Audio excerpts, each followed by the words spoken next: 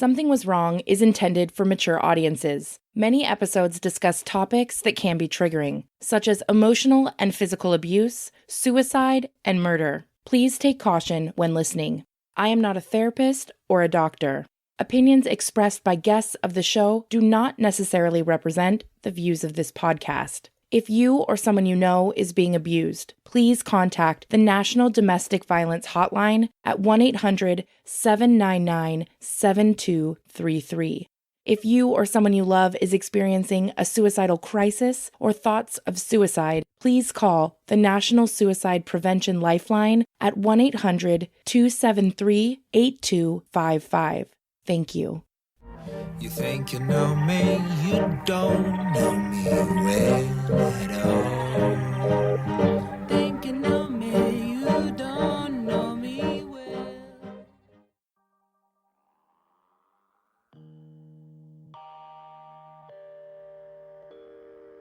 We ended up, we were most of the way out. The parks went ahead of us because me and my sister could barely walk anymore. So they'd gone ahead and came out. Then they'd sent some locals up the river with some canoes. They'd gotten us. We came back out. Down there, if you just get a little scratch or anything else, boy, you better get something on it quick. Infection comes real fast down there. And he didn't know at that point that we'd even been hit. No, I hadn't even. Until we came out, that's when he found out we'd been hit. Yeah, the 3 days later. And it isn't exactly like you can do a lot of searching in the jungle. And it's just so vast. Could be anywhere. Thom and his sisters were finally rescued from the jungles of Guyana after 2 nights, 3 days, on November 20th, 1978. The Bouge family was ecstatic to be reunited, especially because neither group knew who had been injured at the Port Kaituma airstrip shooting on November 18th. During the reunion, Thom learned that 5 people had died during the airstrip shooting. Congressman Leo Ryan, defector Patricia Parks, a photographer from the San Francisco Examiner, and 2 NBC News reporters were tragically lost during the shooting. Congressman Ryan remains the only U.S. representative to be killed in the line of duty. 12 others were wounded, including Thom and his sister Tina, both of which had been shot in the leg. The Bouge family and the rest of the congressman's group learned of the mass murder at Jonestown from locals while staying at a small disco in town. Jim and Edith Bouge's daughter and Thom's sister, Marilee, and 917 others died that fateful day. People use the term drink the Kool-Aid, but not everybody necessarily even drank it. Some people were held down. There's other ways that it happened. So certainly not suicide. It was and I think murder. some took it just simply because they were tired. I've had enough. What do you think Jones wanted the most? Do you think Attention. it was the power? Attention. Power and everything else to get the attention. Well, it's kind of like when you see on the news about that neighbor who has all these people buried in their backyard and everything, right? And they're talking to the neighbors of that individual, and they're like, they were just the nicest person. I can't imagine that. Think that's who they are, right? So it's kind of the way it was. So you think about it. All this horrible stuff is going on inside the church, but with all this dynamic of goodness being shown to the public, right? They can't even begin to think that anything like that would be occurring inside. And that's what he did in big time. It was just part of the control you had to have to make it all work.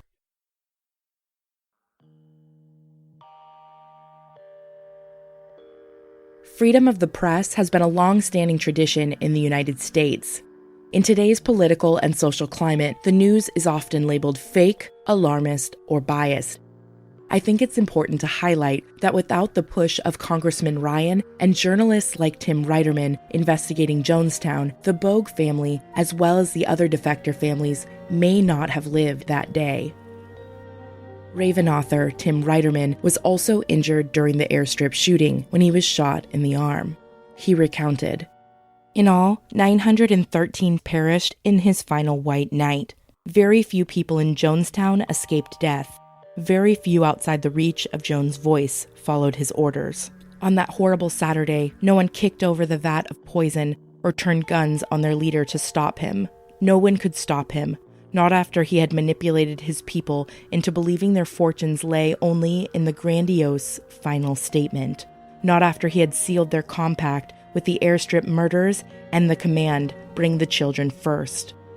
The executioner had initiated an act of such enormity and tragedy that Jonestown, the life-sustaining symbol and dream for his followers, would become a degraded international synonym for unspeakable evil and waste.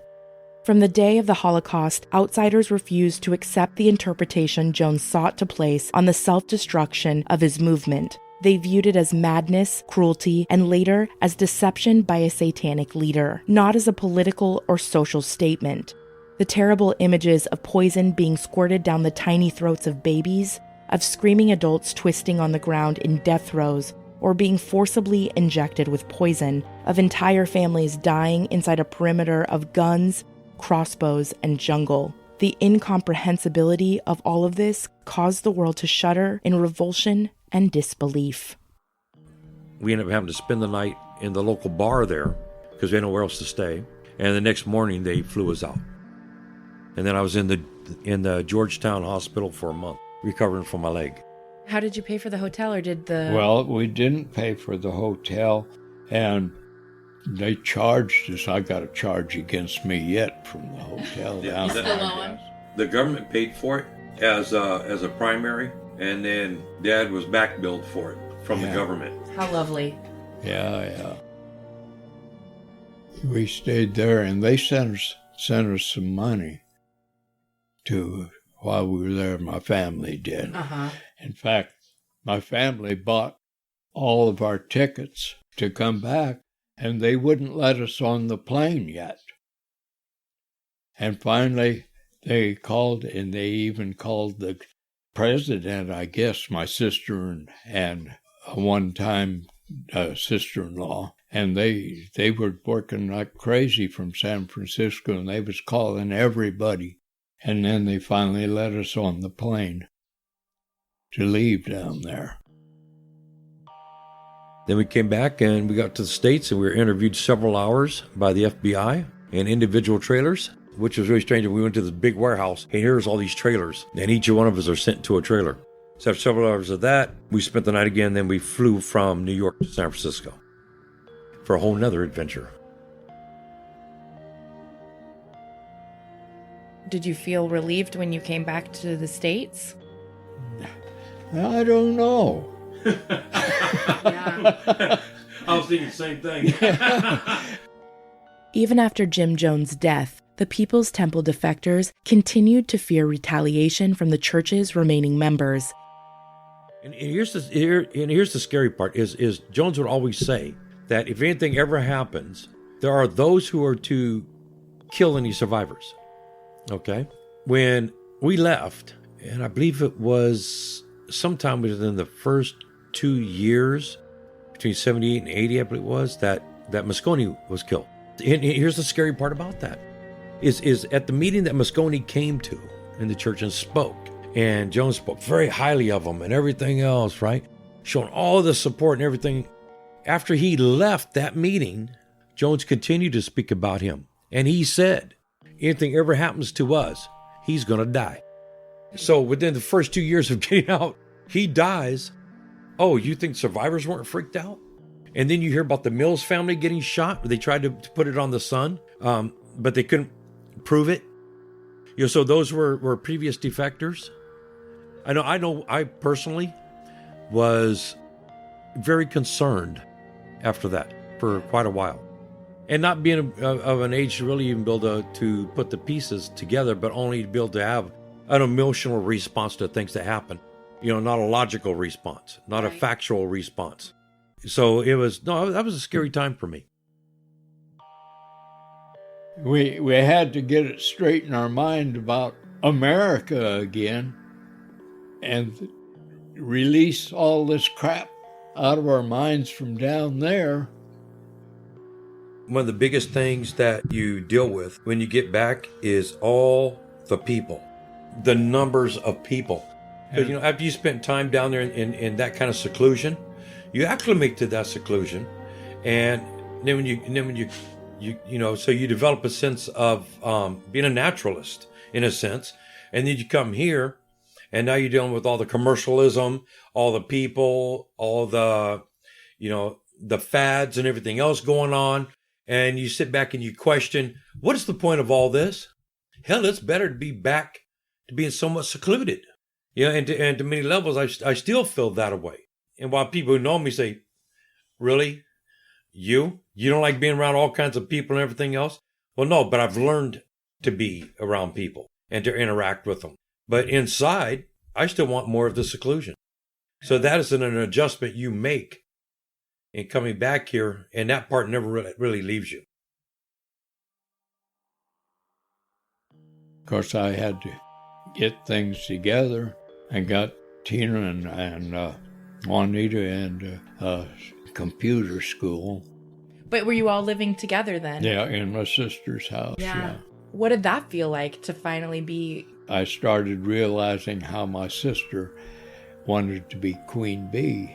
You do it my way. I mean, it wasn't do it my way or else or anything. You just do it my way. And I got Thom in computer school, but he learned more about girls than he did computers, and he kind of flunked out of that. When we first got back, I had to tell him one day, Thom, you got to get a job because you had something like 12 jobs in 1 year. Every time I got bored. I had to say, I don't know, you're going to sleep in doorways or in the gutter or wherever you want to do. But I said, I'm taking you out of my wallet. Told him that was the day I thought he was going to whop me one. Would you say that you had post-traumatic stress? They didn't even know what that was back then. I remember the nightmares of always trying to escape in my dreams. And over time, actually, it happened with such frequency to get it to stop.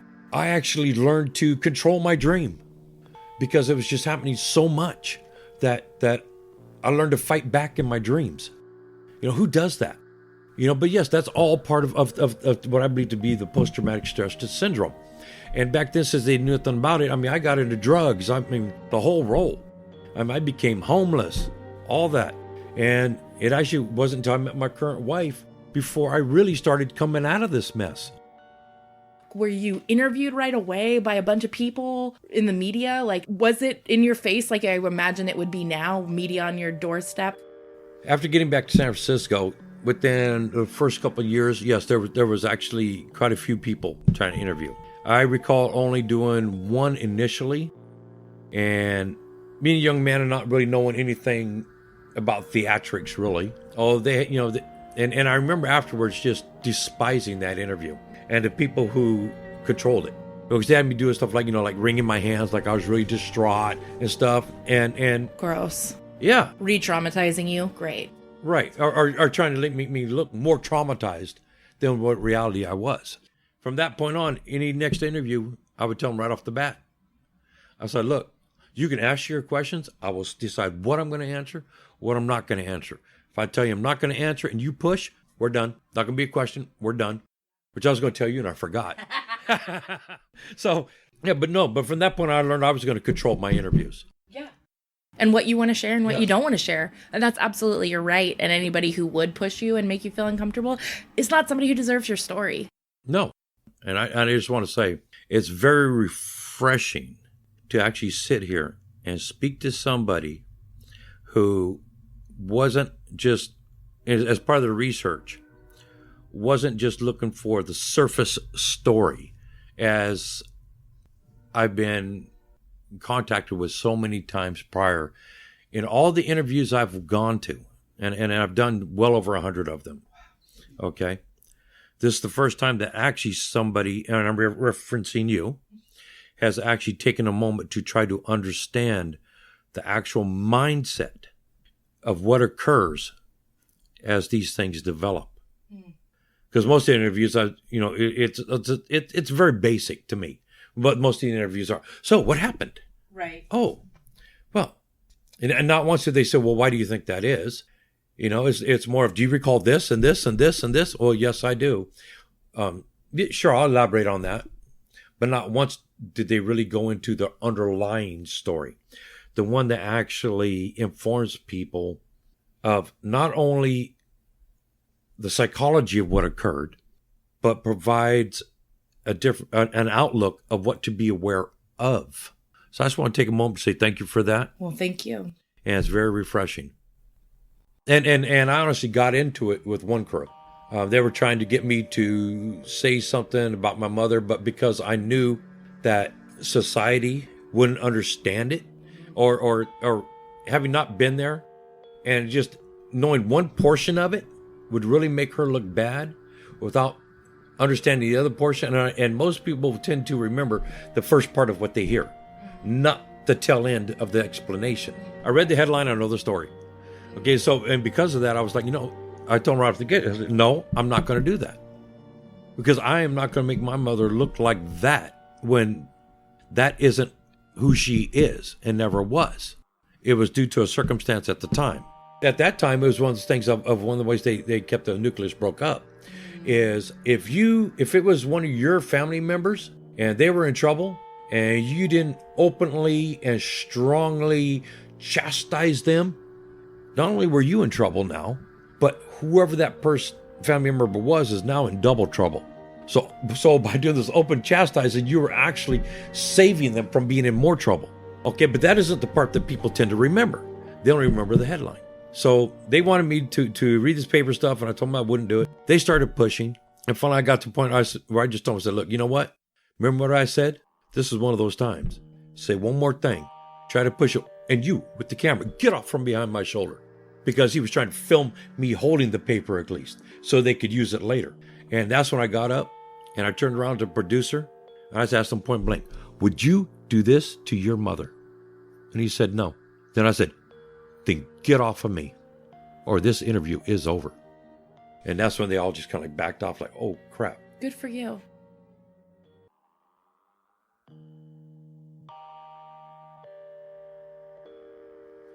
The older I got afterwards, because let's face it, from growing up in that bubble, really having little to nothing to do with society as a whole, the last 2.5, 3 years of my life, I was living in the middle of the jungle with a group of people of that same bubble.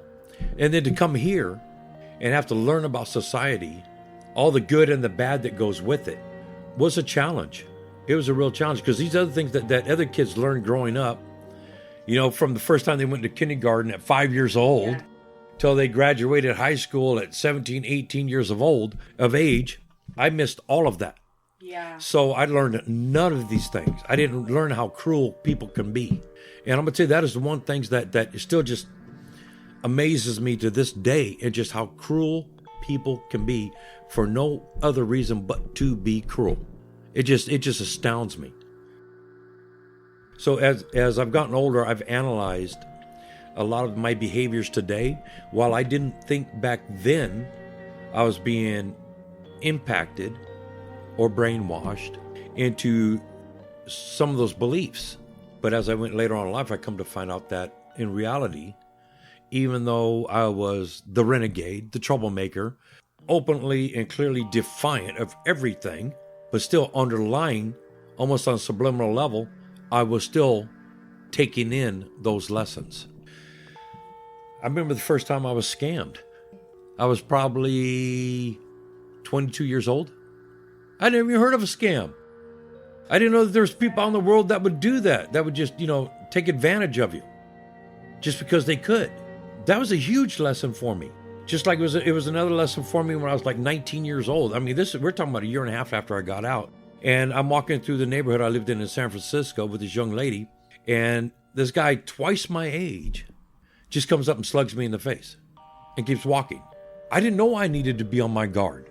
I didn't know I needed to be aware of my surroundings like that somebody just come out of nowhere and try to do bodily harm. These are things you learned younger in life, like high school, right? You're the bully of the school would just come up, jack you up, right? And actually, everything that happened to me growing up was all from the leadership. It was never from the commoners of the temple. It was always the leadership that did these things to you. So you actually learn to have an acute awareness of the leadership, not from everybody who's basically on the same stature that you are. So then to come out into a society where now you're dealing with that. And racism, I honestly didn't know what racism was.